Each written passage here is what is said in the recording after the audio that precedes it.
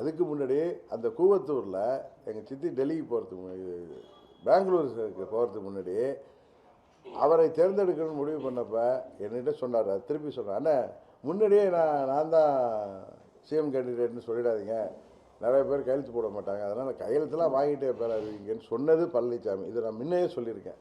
அதுக்கு பிறகு எங்கள் சித்தி பெங்களூர் போனதுக்கப்புறம் அந்த வாக்கெடுப்பு நடந்தப்போ சட்டமன்றத்தில் நம்பிக்கையில்லா தீர்மானம் வந்தப்போ 122 எம்எல்ஏக்கள் எத்தனை பேர் பிச்சுக்கிட்டு போயிருந்தாங்க, அவங்களெல்லாம் யார் தடுத்து நிறுத்தியது?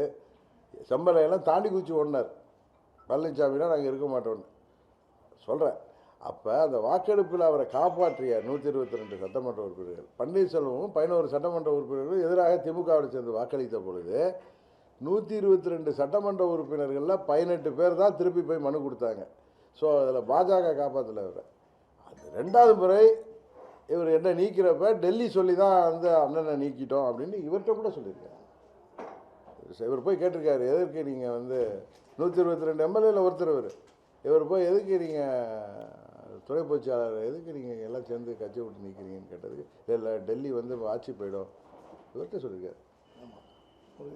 டெல்லி வந்து அவர் இருந்தாருன்னா அவங்க ஆட்சியராங்க நிற்காதுன்னு சொல்றதுனால அவரை வேறு வழி இல்லாமல் நிற்கிறோம் அப்படின்னு வச்சு சொல்லியிருக்காரு. எப்படியெல்லாம் போய் பேசுகிறாரு பாருங்க பழனிசாமி. இவர் என்ன கட்சியை விட்டு நீக்கிட்டு திடீர் திப்புன்னு எல்லா அமைச்சர்கள் வந்து ஏப்ரல் 17ஆம் தேதி ஆர்கே நகர் சட்டமன்ற பொது நின்னதுக்கப்புறம் என்ன திடீர் திப்புன்னு வந்து கட்சியை விட்டு நீக்கிட்டு இவர் கவுக்க முற்பட்டோமா. அதற்கு முன்பு கொதித்தெழுந்த இவர் போன்ற 18 சட்டமன்ற உறுப்பினர்கள் பழனிசாமியை மாற்ற வேண்டும் என்று தான் அவர்கள் கவர்னர்கிட்ட கோரிக்கை வச்சாங்க. அந்த மனு இன்னும் இருக்குது, அது அவர்கிட்ட இருக்கும். அவர் அவசரமாக சபாநாயகரை வச்சு இவங்களெல்லாம் பதவி நீக்கம் செஞ்சார். அதாவது ஆட்சியை காப்பாற்றிய 18 சட்டமன்ற உறுப்பினர்களை